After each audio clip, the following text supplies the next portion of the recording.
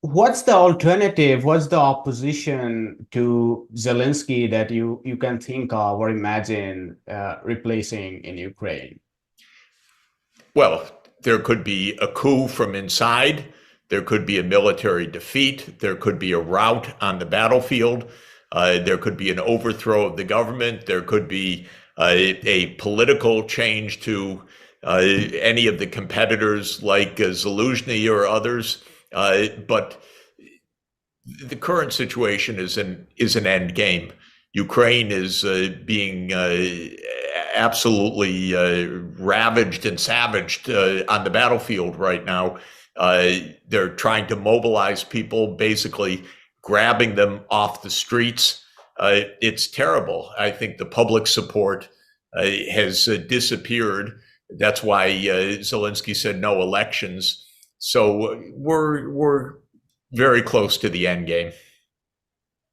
Let's come to the market transition in Soviet Union and Eastern Europe. You were very close in terms of the project in Poland, and you were involved in some of the early experiments in Russia before you had to back out or you were probably pushed aside. Before, No, no, no, no, no. yes. Uh, Look, these weren't experiments. The idea was to stabilize a financial crisis and to help countries move to a normal mixed economy. In the case of Poland, that was tumultuous but very successful. It launched 30 years of rapid economic development in Poland and a lot of catching up of living standards and technology and so forth. But the reason was that Poland had a geopolitical support from the United States and Europe. The problem with Russia was that the United States viewed Russia as an enemy that it didn't want to support. And in fact, as soon as the Soviet Union went down, the hardliners in the United States, who became called the neocons, said, well, let's break up Russia too. And so the war against the Soviet Union never ended. It just carried on to a kind of war against Russia with NATO enlargement, with other actions to try to undermine Russia's security and its power. So I saw early on, I tried to get US financial support to Gorbachev before the Soviet Union ended, and then to Yeltsin when Russia and the other 14 republics of the Soviet Union became independent states. But in neither case was there any interest in the United States for that kind of constructive approach. So I resigned. I resigned twice, actually. I resigned after the first year, and then the Russian government begged me, please help us one more year. And I tried again, and there was no interest in the last year of the Bush administration, then the first year of the Clinton administration. So I resigned again at the end of 1993. I wasn't pushed aside. I was just useless because what I believed needed to be done was geopolitical, which was to make a normal relationship between the US, Europe, and Russia. And in Poland, that was kind of second nature. But when it came to Russia, it was beyond the imagination or the intention of the US government. So was it the US lack of cooperation that disillusioned you, or was it Yeltsin being able to push through some of these reforms because his parliament was vetoing some of Now, what you were suggesting? this was essentially a geopolitical situation. When you're in such a big crisis, you have to find your place in the world first and foremost.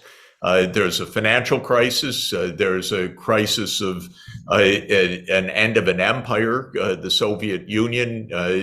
It's a dissolution of 15 countries. They need trade relations. They need finance.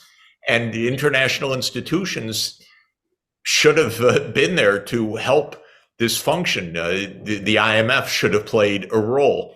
But the IMF, of course, is on 19th in Pennsylvania, meaning that it's under the thumb of the United States. And the United States told the IMF, no, you don't help.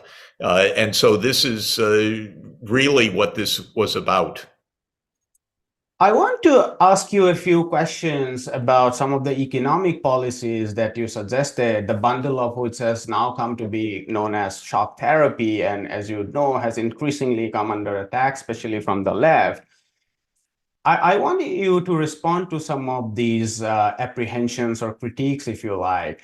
One of the things said is while some of your recommendations about deregulation of price controls, restoration of trade are uncontroversial, but essentially a very rapid deregulation of price control also meant what you suggested was a restrictive monetary policy, which was coupled with a very balanced budget, which led to a contraction of, which could possibly lead to contraction of the economy. And then the second side is about the privatization, which often means, definitely in the case of Russia, is very cheap privatization. There was this biscuit factory which was privatized for $7. Okay. Yes. Look, this is silly. This is not. This is not what I said, and my role had nothing to do with privatization. And so there's so much nonsense about this. I was trying to help prevent a hyperinflation and to help a financial stabilization, not through austerity, quite the contrary, but through financial support for Russia so that there wouldn't have to be that kind of austerity, and through a standstill on debt repayments and a large financing package. That's the opposite of what you're saying. I was not in any way advising even on the privatization issues, and my own advice, which was not asked for because that wasn't what I was there to be doing. I was there as a financial specialist that knows a lot about how to end a financial crisis.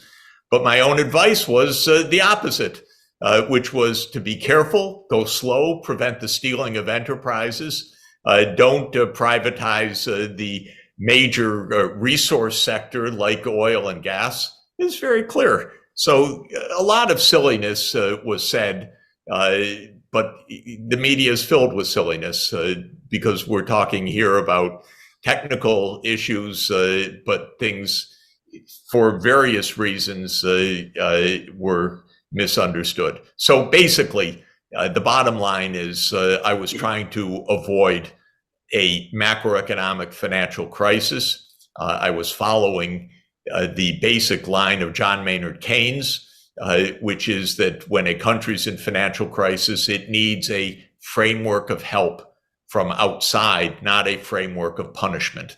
That was my basic idea. It's been my basic idea all along throughout my career. And when that international help comes in a timely way, it can make a very consequential and constructive improvement of what is otherwise a very deep crisis. I'm glad you pushed back against the privatization thing, because I think, in all honesty, your package didn't include that. I still not at all. Yes. So yes, know the whole thing's nonsense. definitely. Sorry. Yes. I'd still like you to very quickly respond to the balanced budget and restrictive monetary policy, which seems to be were part of your package. The balance. I didn't ask for a balanced budget. I asked for a budget that was not based on monetary financing of a deficit for a large amount. In other words, I was saying, don't balance the budget, get large-scale financial help in order so that you don't have to, quote, balance the budget. It's the opposite. It was a financial package to give support in the midst of a crisis. You see, Russia had run out of money. They were in debt. They were supposed to be repaying the debt. I said to the G7, don't ask them to repay the debt. Are you kidding? This is a severe crisis. The G7 said, no, they have to repay every penny that's falling due. It's the opposite. Yes, I mean, when it comes to the international side, you are No, no, definitely. no. International side's about the budget, you understand. But what about the fiscal deficit The aspect? fiscal deficit is exactly if you give money to a budget, you allow it to run a deficit in a non inflationary way. That's it. I was trying to help them run a deficit, you see? Right. I was trying to get them revenues so that they could continue all of the social functions, all of the normal functions, so that they would avoid a deep financial crisis. Exactly the opposite. I was the one saying 30 billion a year for the former Soviet Union coming from the outside. People thought I was crazy. What a bargain it would have been. What's your general assessment of the post-communist transition in Eastern Europe? You have been very open about your thoughts on Poland. You see it as a successful experiment. What's your general thought about Eastern Europe's transition? Because there are apprehensions about Eastern Europe itself. Many people say even cities like Warsaw that didn't used to have beggars are now have many more. So what's your Oh, are you kidding? Were you there? What? Come on, what nonsense. Look, in 1989 or 88, Poland was about a third of the per capita income level of Germany. Now it's about 70%. In other words, it's doubled relative to its German next door neighbor. That's what happens when you end the trade and finance barriers, integrate the economies, have Poland being a major industrial supplier for European industry. It became integrated into the normal European economy. That's the benefit of European Union membership. And by and large, it's geographic. If you're close to the Western European countries, you do better. If you're farther away, you do less well because, say, a major company like Siemens or Volkswagen is looking for suppliers. It could go next door to Poland or it could go farther to Romania and Bulgaria. Well, what will it do for its supply chain? It will tend to go closer. So there's a big geographic gradient in reform naturally, which is that the countries closest to the Western European countries did better. Poland, Czech Republic, Hungary, Slovenia, Slovakia. The ones that are farther away, like Romania and Bulgaria, did less well. The places where there was chaos, like the former Yugoslavia, did even less well.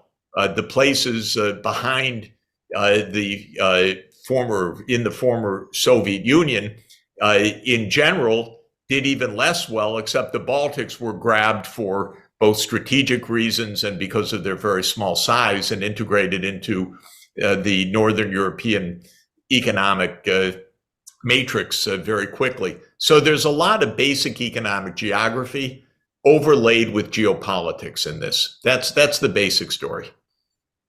Can I leave you with one final question if your time Sure. permits?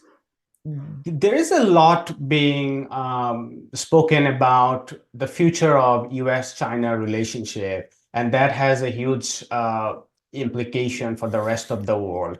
Can you share your thoughts about how you look at this relationship going forward? Well, the big issue is China has become a superpower in every dimension, economic, technological, military, obviously population, though it's number two to India. But essentially, that's fine. It means that the major powers, China, India, European Union, United States, should be cooperating with each other and finding a good modus vivendi. But in the American mentality, America needs to be number one.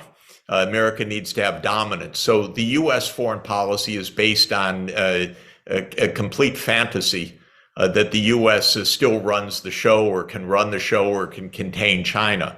And so this is the root of the extreme tensions between the U.S. and China, basically U.S. resentment at China's success. And the U.S. is therefore trying to hinder China trying to contain China, trying to slow China's rise, trying to organize military alliances against China. To my mind, this is all very dangerous and misguided. China is just having a return to economic success, and it should be applauded, not opposed. So I'm for a cooperative, multipolar, multilateral approach.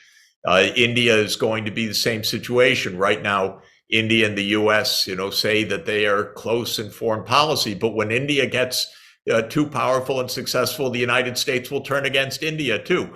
So basically, we need to avoid what John Mearsheimer calls the tragedy of great power politics. And he says it's inevitable that there should be conflict among great powers because they fight for each other for survival. I say to him, John, we don't need tragedy, we need cooperation. So countries should cooperate with each other, stop the bullying. If the United States never again used the phrase rule-based international order, it would be too soon, because that just has become the code stock phrase for the US-led order. We don't need a US-led order. We need a multipolar, multilateral order, starting with the UN Charter. I'd like to see India join the UN Security Council as a permanent member. It obviously should be there. So we need some reforms of the UN system, but basically we need multilateralism, not great power showdowns. But the United States, for the moment, is still in a mentality of thinking it's the indispensable leader of the world, which is nonsense. It's just 4% of the world population. We've, by the way, gotten enough problems internally and domestically, politically, economically, and socially, that we have a lot of healing to do in the United States without trying to run the rest of the world. Did you convince Professor Mearsheimer? Because he seems to be believing that the idea of US hegemony is something indispensable, or the whole world will fall into chaos. What did he respond to you? He doesn't say it quite that way. What he says is that it's inevitable that the US will seek hegemonic power, that that's the tragedy of great power politics, that great powers are inevitably led to seek either regional or even global hegemony. I say no. We don't agree on that. We're good friends. I admire him enormously, but we don't agree, because if you write a book called The Tragedy of Great Power Politics, my view is you have to solve the tragedy. You can't just leave it as a tragedy.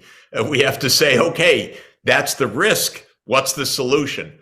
John says, well, there is no solution. That's the reality. And I say, no, there is a solution. The solution is multilateralism and multipolarity.